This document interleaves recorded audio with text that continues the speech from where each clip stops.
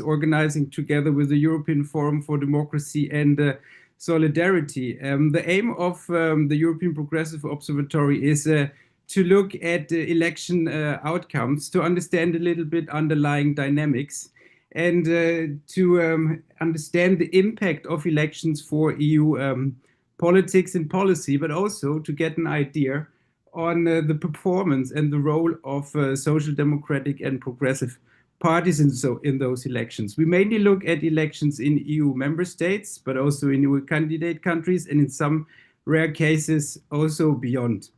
There was recently an election that gained lots of attention. This was the Hungarian election, which also was in a way historic, getting out the Fidesz government. But there has been an election last Sunday in Bulgaria, which is also very interesting to look at, and which might also have some important impacts on the European Union and its policymaking processes. So the idea of this webinar of maybe 45 to 50 minutes is to unpack the outcome of the Bulgarian elections. And to do so, we have two absolutely brilliant speakers. This is first Tanya Balova. She is the executive director of the Institute for Social Integration and an assistant professor at the philosophy faculty at the Sofia University. And second, we have Christian Vigenin, member of the European Parliament and of the S&D group and former foreign minister. We have also with us Katya Koleva. She is the president of the Institute for Social Integration, and she will help at the very end of the discussion to wrap up what we have learned. So maybe to kick off the discussion, first question to Katya, very simple one.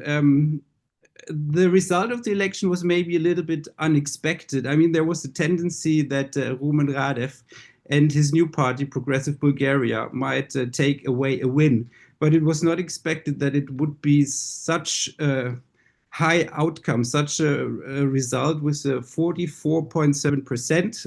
At least this is what we know at the moment. The official result will only be known by tomorrow.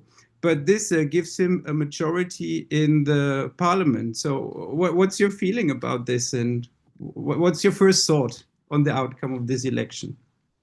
Indeed, it was an explosion of the results, because no one, not even the sociologists, expected such a high percentage of voters who voted in favor of this very, very new party. The party of Rumen Radev, the party Progressive Bulgaria, was founded just 2 days before the elections. So, but it's obviously that the voters, that the people, that Bulgarians wished a great change in the political life. You know, we had snap elections. This is the seventh snap election since 2021. So the instability in Bulgaria showed that people would like to have a major change.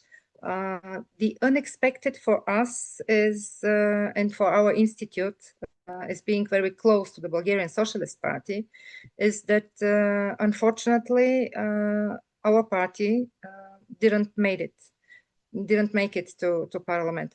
But yes, it's the way that life goes. So we will see what will happen later. Thank you, Katya. The reasons why the Bulgarian Socialist Party did not make it to the parliament, we should maybe discuss at a later moment. But I would like to ask a question to Tanya, because Katya was mentioning that it was already the 8th election within 5 years. And now the difference is that compared to the election and composition of the groups in the parliament last time, it dropped from 9 to 5. So do you think there will be a little bit more stability in the time to come, or what's your take on this? Uh, yes, Bulgaria entered this early parliamentary election with expectation of yet another fragment parliament, difficult negotiations, and probably renewed instability. But instead, the vote produced a clearly defined dominant political center, and maybe Progressive Bulgaria, for the party associated with the ex-president Roman Radev, has the most significant result in the convincing victory. And the pre-election polls projected support around 32%, which suggesting a leading but not a dominant position.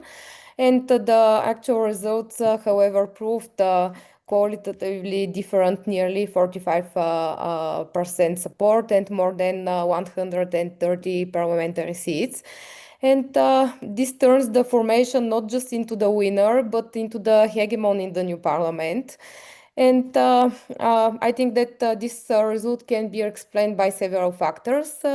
First, after more than 5 years of frequent elections, caretaker governments, short life majorities, and institutional uncertainty, a large part of the electorate clearly sought not simply change, but a strong political center capable of producing a government. And second, the vote had a clearly punitive character toward the parties that had dominant the political skin until now. And as we spoke before, the online streaming GERB, the party which is associated with Boyko Borisov, retained its role as the most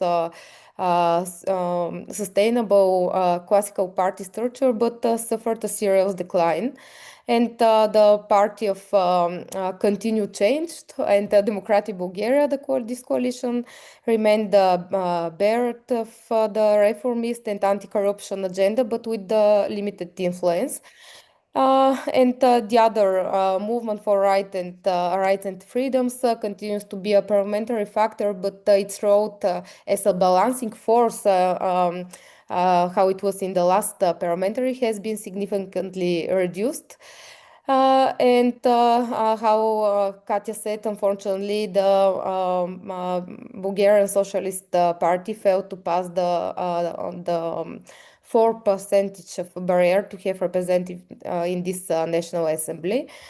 But in this term of future coalitions, the situation differs from the usual post-election scenarios in Bulgaria. The main question is no longer whether a government can be formed, but how concentrated power will be exercised. And with more than 130 seats, Progressive Bulgaria has the possibility to form a single-party government without the need for classical coalition.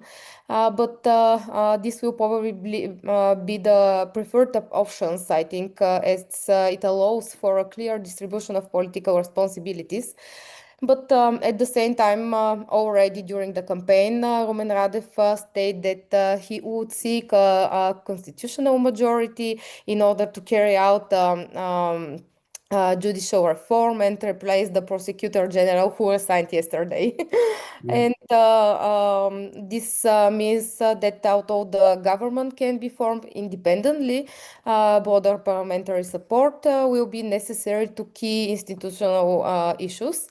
And it is precisely that the thematic majorities can emerge, not for participation in exclusive power, but for specific constitutional and legislative changes.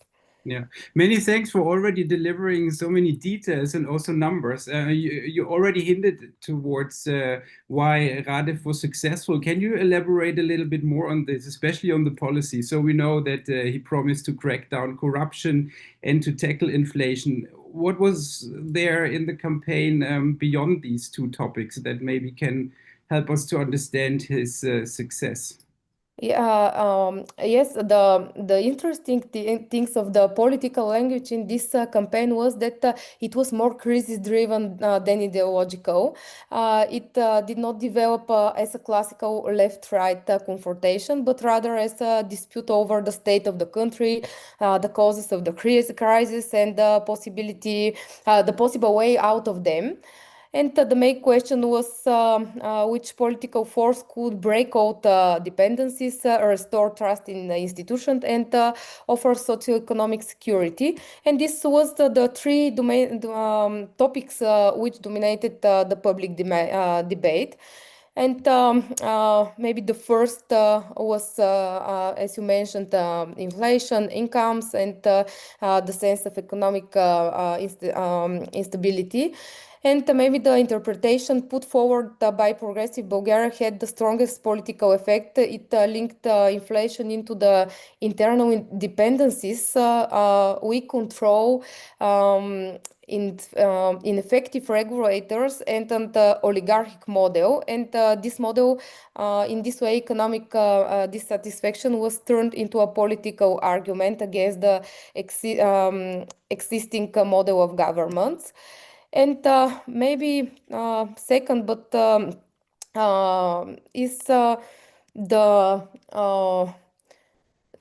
maybe this particularly important factor was the mobilization of young voters, including a significant share of Generation Z. And for them, the presidential project became a channel for protest voting, but also a symbol of a positive alternative. And in this way, Progressive Bulgaria managed to bring together different type of discontent: social, anti-corruption, anti-elite, and generational. Many thanks for this, and also to bring Christian into the debate, following up on the question of policy. So Radev promised also a more independent foreign policy, and honestly, I cannot imagine anyone better than you helping us to understand what this is supposed to mean. So what is this? Or how can we in European Brussels understand what is meant by this? Well, I know that maybe this is one of the issues that concerns or is of interest of our counterparts, especially because of the fact that unwillingly, however, but Bulgarian elections took place just after the Hungarian elections, and the stakes in Hungary were pro or anti-European forces will win the elections. So in our case, it was not exactly the situation.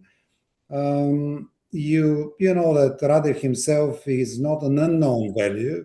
He was president for 9 years, and we know well his official positions, although we should also take into account that in Bulgarian constitutional framework, the president has its role in the foreign policy, but still it's the government that exercises that, prime minister, foreign minister, council of ministers in general.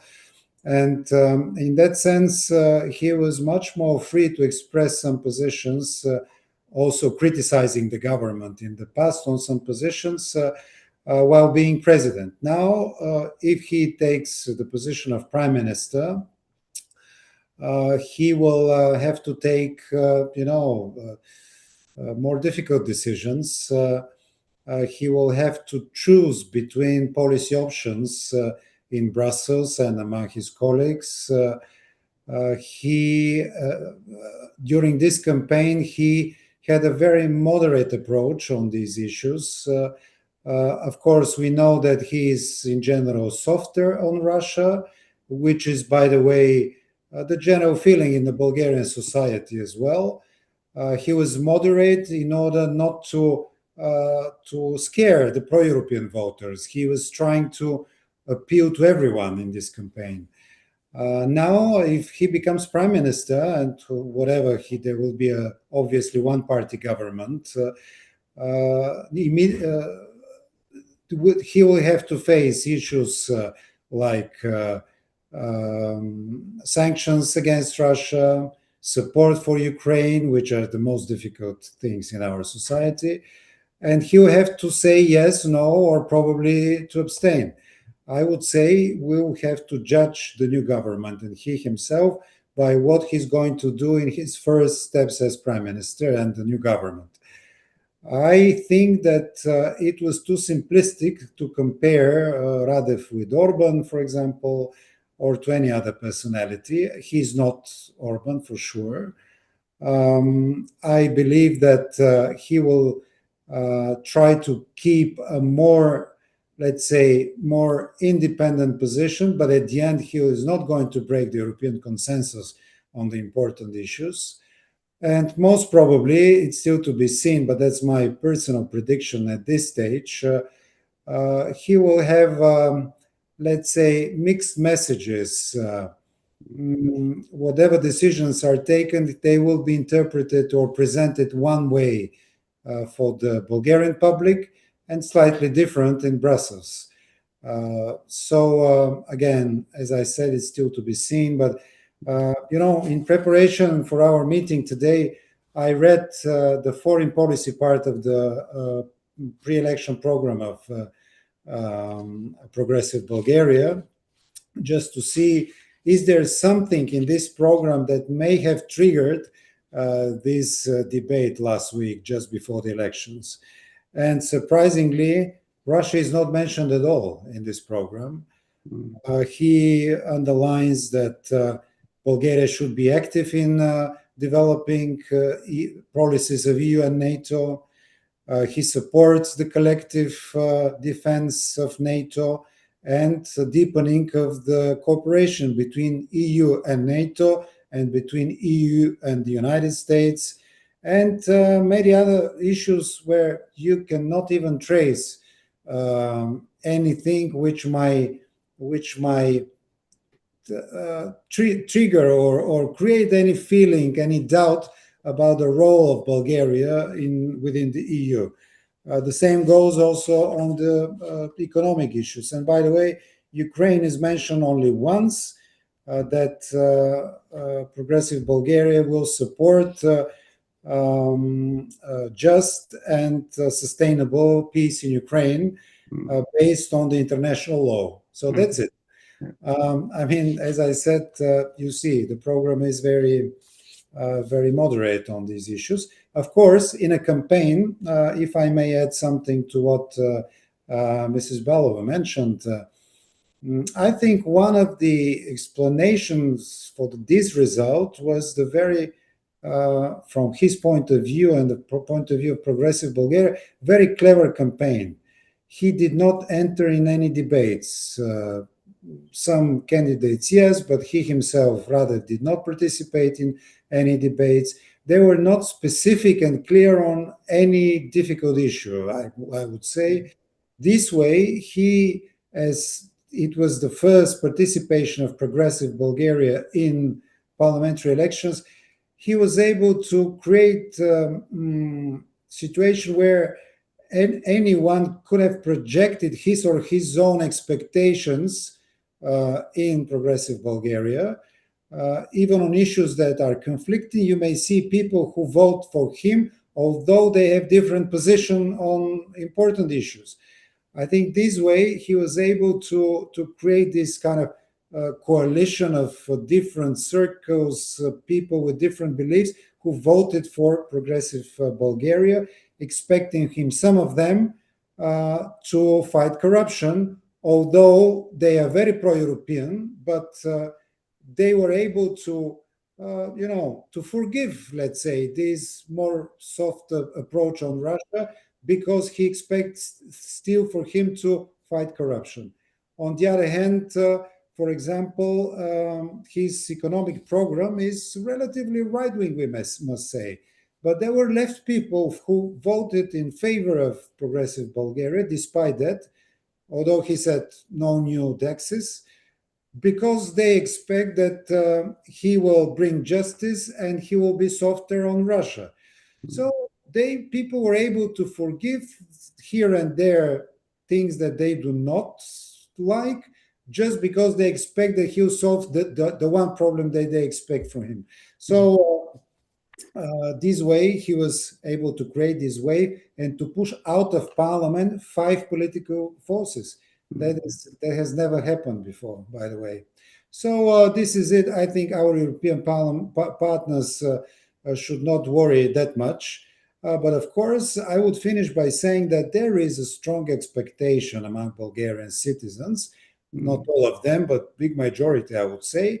They want to see kind of more independent role in Bulgaria in the EU, because quite often we had governments who was always, as we call them, yes men. You could never see a clear Bulgarian priority that is being defended in Brussels. I think that Radev, without breaking the European consensus, we try to find some topics important for Bulgaria to follow, to present, to defend in Brussels, just to give this sense of Bulgarians that they are equal in Europe, and they're not second class, that their voice is being heard through Roman Radev now. Okay. Many thanks for all these details. Christian, before digging deeper into the programmatic of progressive Bulgaria, maybe just one quick follow-up question on the foreign policy. So following what you're saying, what Brussels can expect is not blocking, but rather opting out and support. But aside from Russia and support to Ukraine, where do you see maybe potential problems, mentioning enlargement or the discussions on the MFF? Do you see any critical policy areas, or do you think we will mainly see support and opting out? I think that for us at this stage, the biggest problem are related to Russia and Ukraine, and with the different aspects of that. I don't think that there are other important issues where you can expect diverging opinions or something. But as I said, since he is an experienced politician already by being president for 9 years, he will carefully select topics where Bulgaria could play a more prominent role. And it wouldn't be so much opting out, but I think he will try to find or will try to search in a more active way supporters for issues where Bulgaria will not be alone, but where we can have more, let's say, groups of countries where we can find support for important issues. And I think he'll be more active in searching such support in Central and Eastern Europe. I mention this because both here in the European Parliament, but generally in the European project, we see that there are a number of issues where we see different approach in Central and Eastern Europe, or different expectations, different priorities. And quite often we were not able, in the first years of our membership, to find the best way to defend our common expectations. Now I think Radev will fit much better in this search of more prominent role of Central and Eastern Europe, or stronger saying in the European policies of Central and Eastern European countries. So there, I would say I wouldn't compare him to anyone, but as I said, he's definitely not Orban, but maybe we can find some common ground with Fico, for example, on some issues. Because Fico in Slovakia was also trying to have this more independent, and as he says sometimes, and President mentioned that right after the elections, that we need more critical thinking, more pragmatic approach. I think that would be good for Europe as well. I believe that we cannot simply follow the stream. Sometimes we need to really be more pragmatic in today's world, where we are somehow more and more alone as European Union.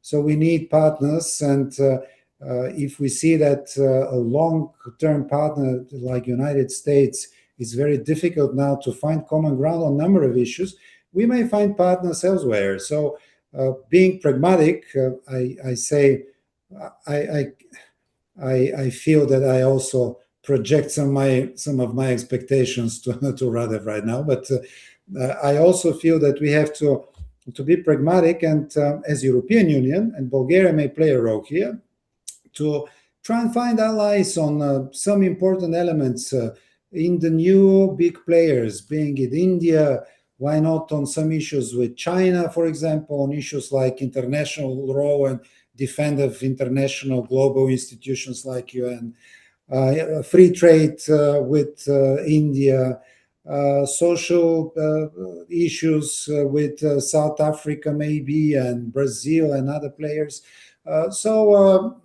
I think there we'll need a player now with the new government, I suppose, who will be more ready to be more open to such partnerships of the European Union. Thank you very much. Coming back to Tanya, so Christian already mentioned that when it comes to economic policy, progressive Bulgaria might rather be a little bit more on the right. Can you help us a little bit to position on the political spectrum this new movement or party, Progressive Bulgaria? This was the main debate in the electoral campaign. Where is the progressive Bulgaria? If it is on the left, on the progressive part, or just the only just the name is there, or it is only for the right wings in the political compass. But which the main things it that the speakers and the main speakers of the progressive Bulgaria during the electoral campaign was that they they will present the new model. Not they are not left or wing. They just need to be part for something new, and I think that it will be really interesting to see how they will present themselves in the European families, and how they will manage their politics in this area. Maybe to take this a step further, where do you see any differences between Progressive Bulgaria and the Bulgarian Socialist Party? The differences. Yeah. Maybe we will see, because we know the policy of the Bulgarian Socialist Party, but maybe the main for example, the topics of the classical social democratic topics, inequality, income, and public services.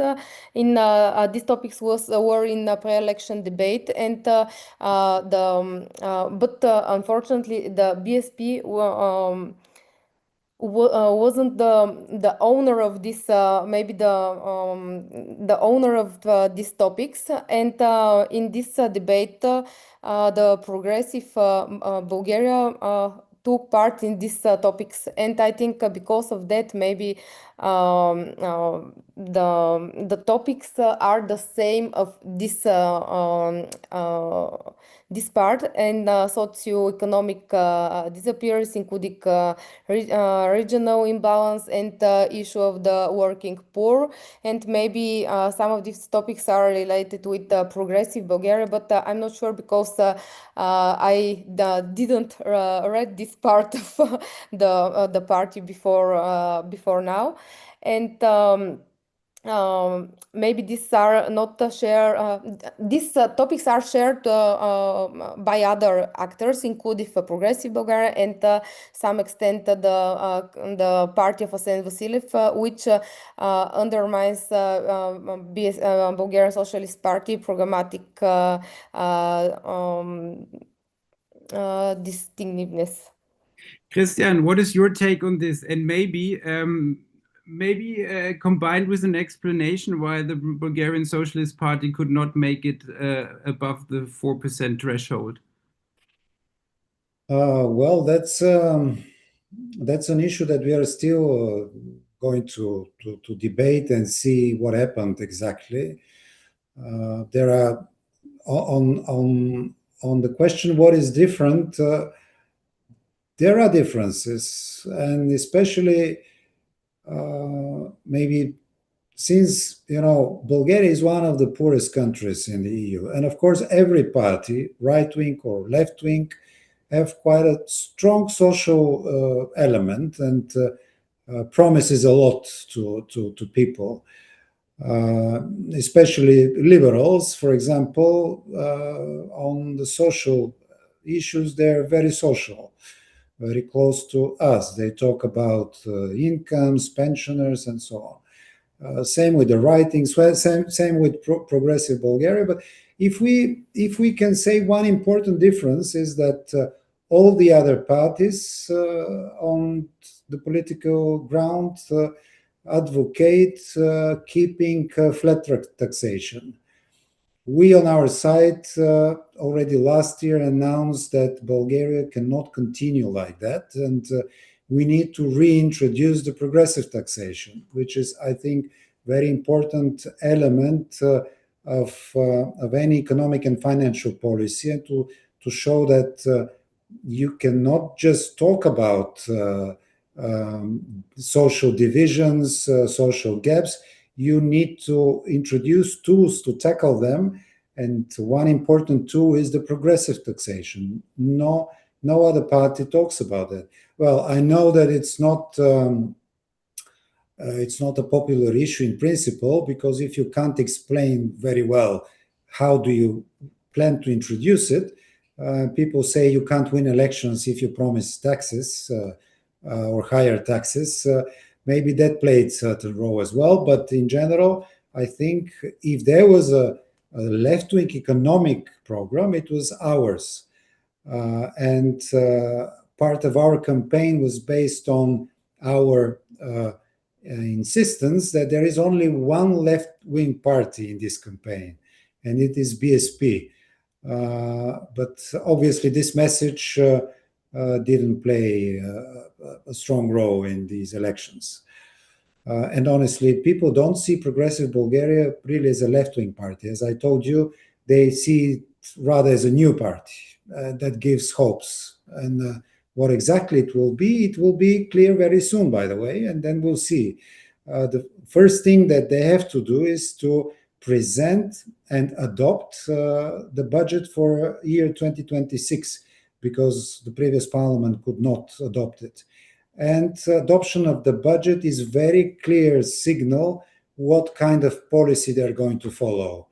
Because every policy, you can see it in the budget. So this budget will define, is it rather center-left or right-center, or what kind of party is that? As for the problems of BSP, they're much deeper than we can explain in this discussion, but I think it was a combination of consecutive mistakes done by different leaders, and not only by the leaders, but the leaderships, let's say, which somehow climaxed in this campaign. We could not reverse the course so quickly. We tried, but obviously it was not so convincing anymore. But I believe, I'll say a few things on that, but I believe that we are on the right path. And although we are not present now in the parliament, we do not give up, and we still hope that the party will be back. There will be better conditions, and if we do our job as we plan to, the party and the left wing in Bulgaria in general will come back stronger. But as for the mistakes, that's important, because we need to. That might be important to also to other parties in Europe, especially in Central and Eastern Europe, where we see these problems. Just a week ago, Hungarian left wing could not make it in parliament. Now it's the Bulgarian left wing. I think first, some years ago, we left our field and tried to compare with the nationalists on some conservative ideas on, for example, much tougher policy on migration, very skeptical approach towards LGBTI community, and some other elements where we thought that there is a wave in favor of these policies, but people did not recognize us as genuine representative of that. So we could not be the extreme right and the nationalists on that. Then we enter into government with a liberal party, with the leading liberal party, which was not a successful exercise. But just in the past 5 years, the choice has always been, are we going to early elections again, or we take the risk to participate in government as a junior partner to another party, which had negative results on us. Then the last blow, I think, was the last government where we entered into coalition just to avoid another preliminary elections. We entered into coalition with the EPP party, but unfortunately also with the support of the party of the oligarch Peevski, who was really associated with anything bad in the national politics.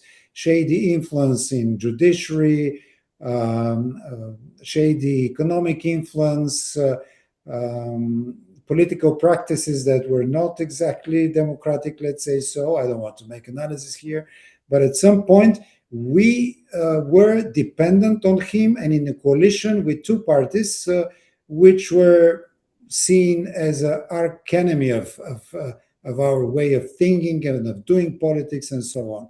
And we couldn't really create our own image there as a party. We were always somehow conforming with proposals. We lost the moral ground, and this is the most devastating thing for any party, especially left-wing. And we could not reverse that in 2 months with the new leader. Now we are on a different path, and that's why I'm hopeful that from now on things will be different.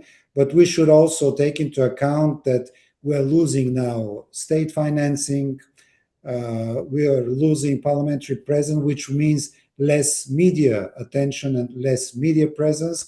We should compensate that with more communication with people on the ground. If we manage that, we'll be back. If we do not find these new tools of political work, it will be very difficult. Aside from these challenges, missing resources for coming back, I mean, it's only a few days now after the elections, but do you see a vision or a mission for the party, how it can come back to strength? And we were mentioning that also in Hungary, for example, the Social Democrats are out of the parliament, and maybe progressive Bulgaria could be an example for other countries. What's your take on this? It's true that if you look at Central and Eastern Europe, not only I must say, but especially now in Central and Eastern Europe, we are either not present in parliament or quite insignificant. We do not have a real strong left-wing party in these countries. And it's a matter of concerns. We ask ourselves what happened, because it's a complex issue. It's, of course, national mistakes or national issues play a role, but if you see the map, it seems that there is more than that. So there are similarities, maybe there are mistakes in the EU policies, maybe not sufficient understanding and involvement of Central and Eastern Europe. And we had this debate in the Socialist Group in the European Parliament these days. We see that other parties also in Western Europe have their problems, of course, but the Socialist Group, for example, will be ready to help and support us, Hungarians, others, to try and find what happened and how can we restore the left, how can we make the left wing stronger. I would warn against the feeling that somehow progressive Bulgaria is or may be the new left. Maybe in the future we'll see what happens, but at this stage they never indicated any wish to be somehow part of the left-wing family in Europe. As I said, we still need to see their policies. We are rather in a situation where I think for some years ago Poland was there, where we see centrist and right-wing parties or coalitions competing for power, and left-wing is just not relevant. We may enter such a period. So there is no left-wing party in the parliament now. So it's our responsibility in that sense. And you should not be misled by the name. Because if I'm not wrong, also the party of the president in Serbia is called Progressive or something, but it's definitely not progressive. It's still to be seen what's coming. So let's wait and see. Let's wait and see what our policies. But what is more important, we should not wait and see how to help BSP and colleagues in Hungary and some others. We have already some ideas. They will be discussed already this Saturday. And we'll come up with some ideas and some plans, and we hope that both FEPS, PS, Socialist Group, Socialist International in a more general way, will be involved to strengthen us. There is a ground for that. We just need to find a way to bring back people. Let's wait and see. In the meantime, we got 2 questions from the chat, and maybe Tanya can help to answer them. The first one is if you can say a little bit something about the setup of the Progressive Bulgaria Party. So what kind of members of parliament are coming in there? You mentioned in the beginning that there was great support from Gen Z. Are there lots of young members of parliament now coming in?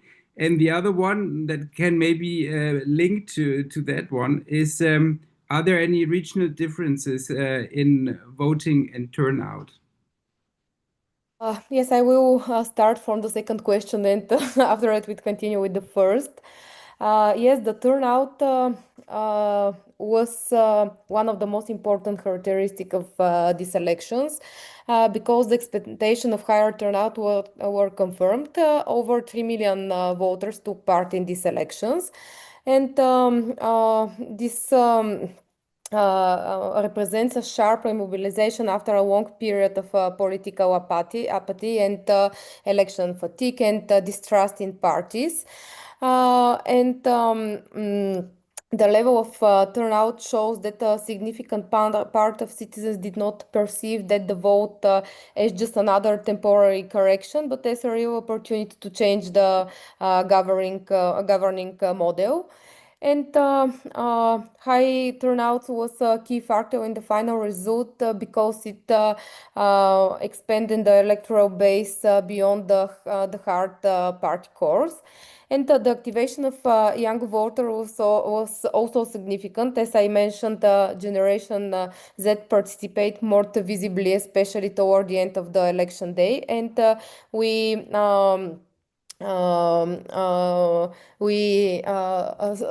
this in the sociological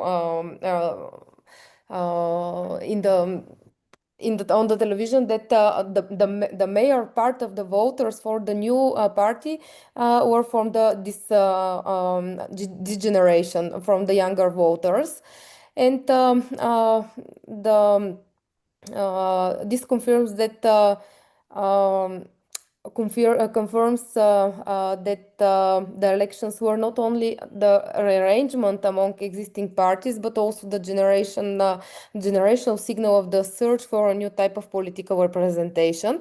And I think that it is important to be mentioned that one element of the technical process of the election in Bulgaria was the stronger institutional presence before the election. So, and in the weeks before the vote, there was a significant increase in police check operations and investigation related alleged violence, including vote buying. And it had a dual effect, I think. On the other hand, the intensified action of the institution probably increased the trust in technical side of the elections and demonstrated willingness to limit abuses. And on the other hand, their intensity and high media visibility raise question as to whether the actions were entirely political neutral, or whether in some cases they could be perceived as selective. And therefore, institutional activity itself become part of the political narrative of the campaign. It was not only a technical instrument for protecting the election, but also the factor influencing the public perception of the fairness of the process. Thank you. Before we give the floor to Katja to wrap up the discussion, one more question to Christian, if I may. You mentioned that one of the challenges for the new government will be to pass a budget. What other challenges do you see? Well, we talked about briefly about the members of parliament. I would say that if I'm not wrong, only several of the new members of parliament out of 131 have previous parliamentary experience. Most of the members have no political experience at all. And if the leading figures, which we know from previous caretaker governments appointed by the presidents from his team, they are politically, of course, well prepared. But if they move to government, then it will be very difficult to really organize the parliamentary work in the best possible way. Taking also into account that this party will have the responsibility to run the parliament because they have full majority, absolute majority. It will be a big challenge, in my opinion. It will take time to make these people a real team. And that's important for the country as well, of course, because the parliament does not operate very well. Despite the numbers, we may face difficult problems in general. But that's more on the political and organizational point of view. With regard to policies, of course, the budget is the biggest challenge, but they will have to present the program of the government. Some promises have been made in the election period. They have to be seen now. And unlike many other governments so far in the past 5 years, they have the full responsibility, they have the power to implement anything they want, to implement any priority they think is important. There are no excuses anymore. That's what I'm trying to say. And the big expectations that people have now have to be matched. This is always a very difficult thing. And you see the international environment, issues like inflation, energy prices. These are important things, and people will very soon start to expect results. And it's very difficult to solve issues that are actually created somewhere else. Wars, higher energy prices, all this will have its impact. And we should not also, this will be a challenge for everyone, of course, including my party, but I just want to mention that we have presidential elections this autumn. And it's still to be seen what's going to happen there. Who will be the candidate, who the new party will support? Is that the current president, Ileana Yotova, who is, by the way, I should mention that she is very much linked to the Socialist Party. She was member of the party before. So that will be a challenge for us as well. We may arrive with a common candidate in the presidential elections. That would be another challenge for us to distinguish ourselves from the new party. We should also mention that there are several well-known socialists who joined the new party, and they will be now members of the parliament. So the issue of identification will remain both for them, but also for us. On our side, of course, we need to define our role. Although outside the parliament, shall we be a strong opposition, depending on what the new party is proposing, or maybe constructive or whatever. So we have to solve other issues which are stemming from this situation, which is a challenge we never had before, by the way, not only because we are outside the parliament, but because the winner now is a party which many socialists consider somehow close to us. And that would make things difficult, really, for all of us. We're coming to the end of our discussion, and thanks to Tanya and Christian, we touched lots of topics. So Katja, now it's on you to summarize all this up, and the floor is yours. Thank you, Christian. I will try to stay quite short. I think, and what we heard from Tanya and Christian is also in favor of what I'm trying to say, is that as an outcome of these elections, we have more positive and more good news than bad news. So the party which won the elections, Progressive Bulgaria, came as an anti-corruption party with the idea to fight oligarchs, and this is a main issue for most of the Bulgarian voters. And yes, we hope that this challenge in front of the new government, which is to be formed, will not disappoint and not distrust the people who gave their vote in favor. And as Christian mentioned, it's a big responsibility for the party as well. What we hope also is that the Bulgarian Socialist Party will recover, and there are good news as well. The now leader of the Socialist Party, who is a very, very optimistic young man, gathers the party together on the 1st of May for a huge meeting in Sofia. And furthermore, the good news for Bulgaria are that Bulgaria will stay on the European path. So this is quite positive to be seen as well.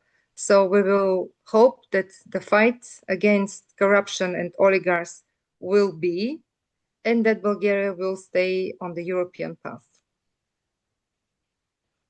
Thank you.